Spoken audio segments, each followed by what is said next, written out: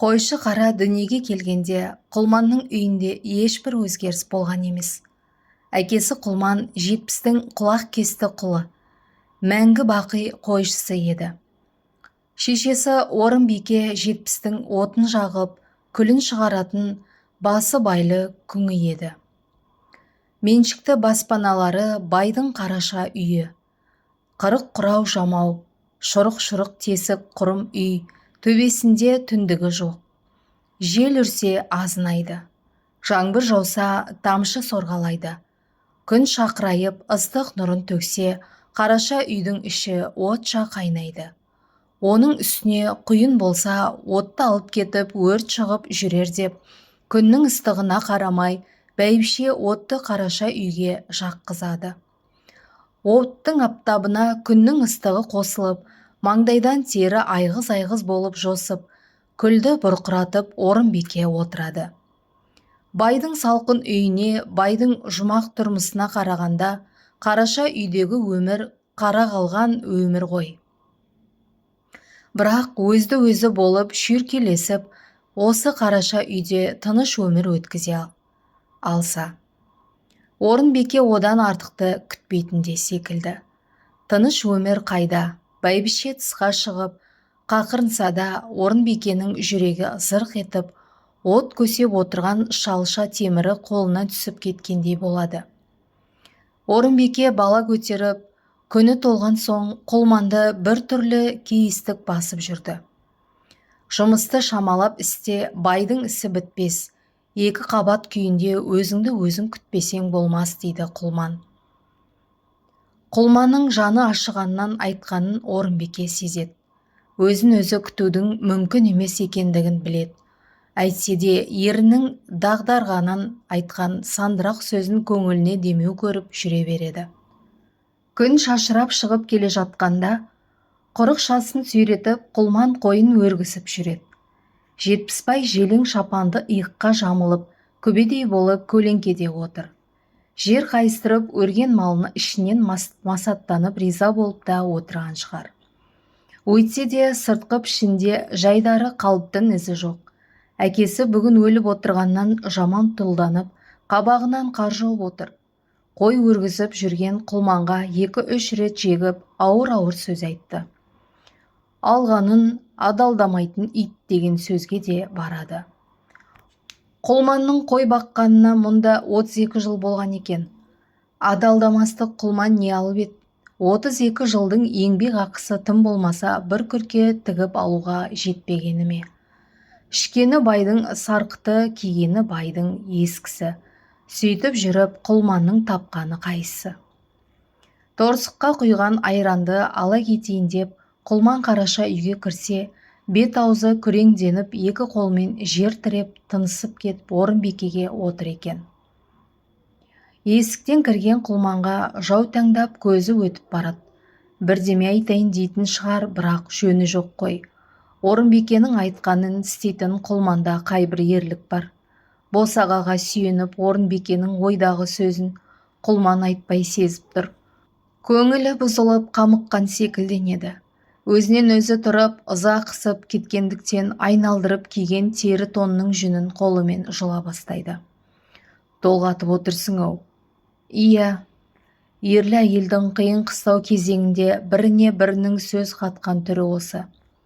Одан әрі тұрып сөйлеуге байдың дүрілдеген даусы ерік бермеді. Құлман қайда? Қой ұзап кетті, тез барсын, деп әмірді тығыз берді бай. Шаңқай түс кезінде қос тұмардың кезеңіне қойын жусатып, Құлман тыныс алды. Тыныс алды деген аты болмаса, жаны жай тапқан жоқ. Есі дерті Орынбике болды. Орынбикенің бүгінгі күйі Құлманның басына түс секілді. Бұлдырайды, аянышты қарағаны.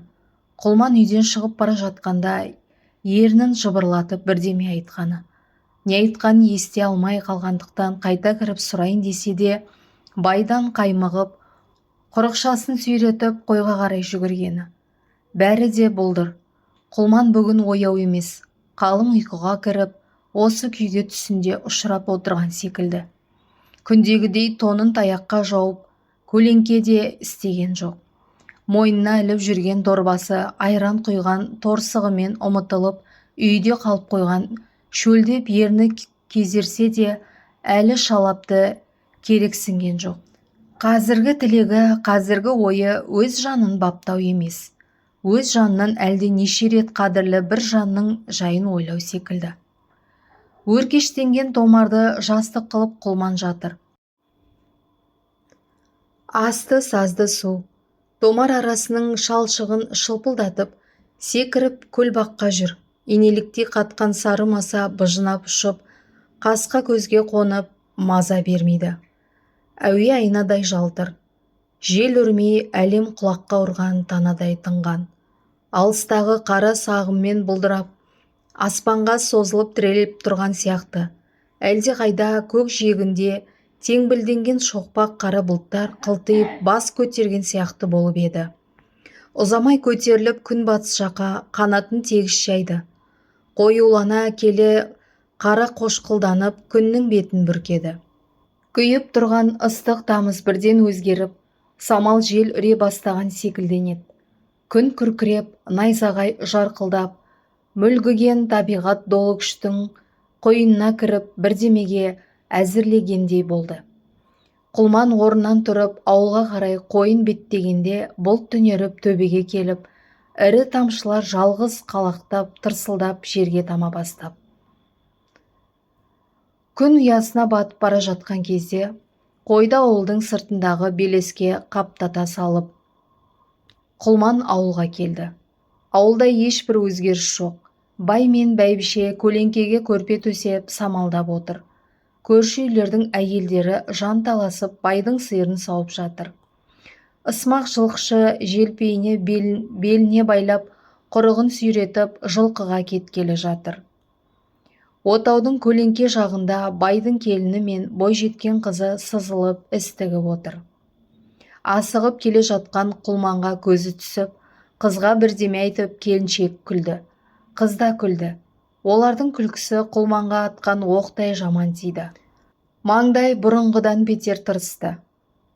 Бүртіктенген кір самайынан сорғалап, айғызданып қою қара сақалының арасын құлдилады. Орынбике сұп-сұр болып бүк түсіп жатыр екен. Бас жағында асулы құртыр.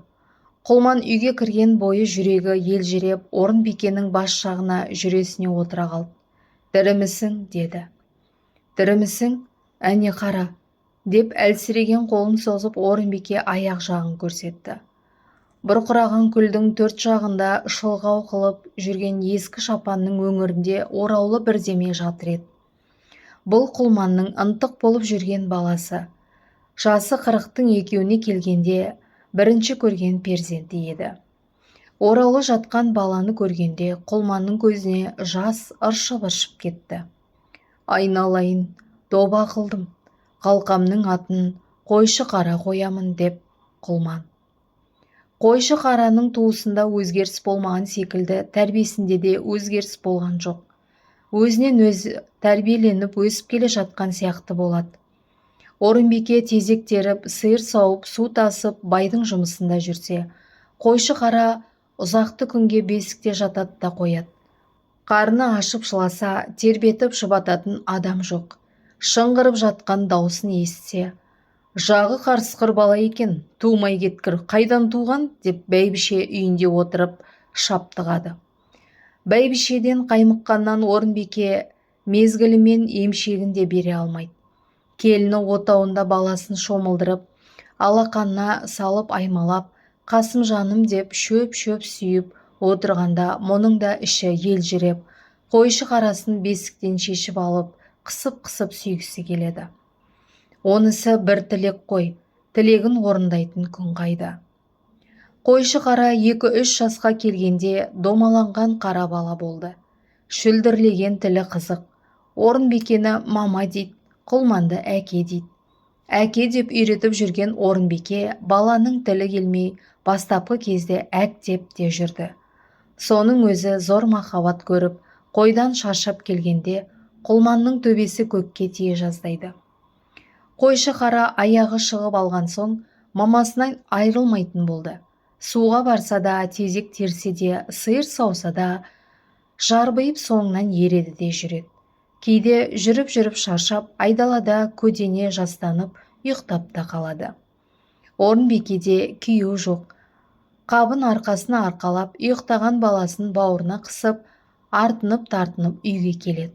Бірақ бір жаман жері бәйбішенің көзіне түссе, «Жаман иттің баласының ардақтысын қара» деп шаңын аспанға шығаратыны бар.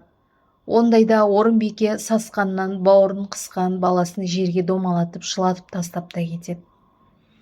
Қойшы қара 6-7-ге келгенде байдың келінің баласы да тетелесіп өсіп қалып еді. Бала балаға үйір. Байдың немересі қойшы қарамен ойнағанды әуес көріп, Орынбикенің маңайын жағалайды. Қараша үйге барып, қойшы қарамен ойын құрады. Бастапқы кезде шешесі жетектеп алып кетіп жүрсе де, бала тұрмайтын болған соң, қойшы қараны отауына шақырады. Қасымжанды ойнат деп бұйрық береді. Екі бала алғашқы кезде тәп-тәуір тату болып ойнап жүріп еді. Байдың келіні Рахила онысын ұнатпағандай, қойшы қараны жазықстанып, жазықсыз қарғап сілеп, қит етсе араға түсіп, баласының шашбауын көтеріп, баласын бірдемеге баулап жүрген сияқты болады. Жас Қасымжан шешесіне арқа сүйеп, жасының кішілігіне қарамай қойшы қараға үстемдік қылатын болды. Қойшы қараны жіппен ноқталап атқылып, шыбықпен ұрып, айдайтынды шығарды. Ілегенге жіп тағып, Қасымжан ішіне мінет, сүйреп те бұйрық қылады. Сүйремесе Қасымжан жылайды. Қасымжан жыласа, байдың келіні Рахила сұрланып отауынан шыға келіп, «Қаңғырған қыршынның қиылғыр» деп төпеп сала береді. Орынбике жер шоққа қазан асып, сүт пісіріп жатыр еді. Жер шоқтың жел жағында қисайып құлман жатыр еді. Әкесіне еркелеп, аузынан түскенін айтып, қойшы қара мәз болып отыр еді. Отау жақтан жібін сүйретіп келіп, Қасымжан жүгендей бастады. Бір-екі рет қолымен жіпті алып тастап еді. Қасымжан өшігіп қоймаған соң, қойшы қара ашуланып кетіп итеріп тастады. Қасымжан шалқалап-құлап даланы басына көтеріп жылады. Баланың даусымен сұрланып, отаудан Рахила шықты. Шаптығып бәйбіше ұмтылды. Бәйбішеден бұрын Рахила жетіп шүйлікті. Қойшы қара қорқып, әкесінің бауырына кіріп паналап еді. Рахила қоймай суырып алатын болды. «Келін, келін» деп құлманда ара түсіп көріп еді. Ашулы Рахила оны елегенде жоқ. Қойшы қараны сирағынан сүйреп алып, аяғымен жамбасқа екі рет тепті. Қойшы қара шыңғырып жіберді. Құлман төмен қарап жер шұқыды. Орынбике көзінен жас моншақтап, қақтама тезекті отқа көстеп тыға берді. Қасымжанды дұрыстап ойната алмады деп, қойшы қараны бұзауға салды. 20-дан артық бұзау бар. Ауылдан ұзатып бағамын деп енесіне жамыратып алып талай таяқты жет. Бірақ балалық ескертпеді. Бұрынғы күйімен бұзаудың соңына түсіп, көгал басына барған соң, шалшық суға сазды илеп, сурет істеп, өзінің ойыншығымен болады.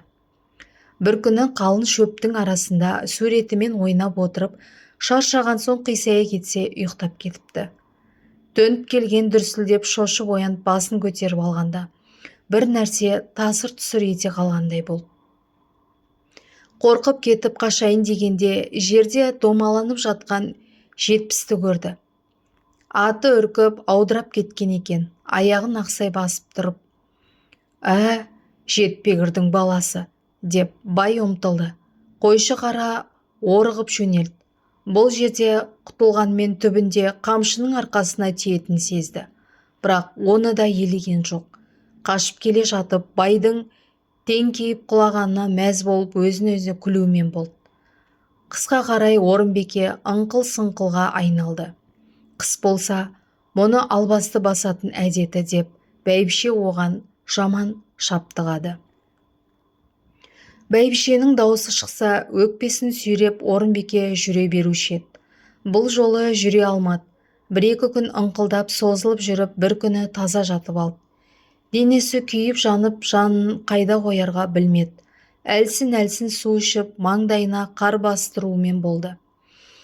Құлман түн ұзаққа дамыл көрмей бақса да күндіз қайырыла алмайды, байдың малын жайлайды. Орынбикені күндіз бағатын қойшы қара. Бұрынғыдай ағаш жонып, ат істеуді қойып, әжесінің басына келіп түнейтте отырады. Орынбике оқта-текте көзін ашқанды тоңып отырған қойшы қараны көріп, «Қалқам, қарашығым» деп ерні кемсеңдейді. Үй іші қара көлеңке, терезе сірескен қырау, дала сықырлаған боран, тар, сасық, азнаған суық, ас үйде пештің жанында сандырақтап Орынбике жатыр. Аузына келген сөйлейді. Біресе сақылдап күлген сияқты болады. Әжесінің сөйлегеніне мәз болып бастапқы кезде қойшы қара жадыраса да арт жағынан қорқауға түсті. Әжесінің үстіндегі көйлегін тісімен тістеп жыртқан ұнатпады. Бір сұмдықтың бар екенін сезген сияқты болды. Ұзақты күн арпаласып жатқан ауру ымырт жабыла, бір түрлі жуас түсіп, бара-бара ыңқылы басылып, демі тынуға айналды. Жаны шығуға таянып, ышқынғанда қойшы қара қорқып кетіп, бақырып жылап қоя берді. «Неге жыладың, қарағым, жай ма?» деп боранмен жаурап Құлман үйге кірді. Келген ыңғайда Орынбикеге көз түсіп, шошып кетіп, кішкене тұрды да, көзінен жасы бүртіктеп, домаланып, отыра қалып иман айтты. Орынбикенің ақшиған көзін уқалап жұмдырды.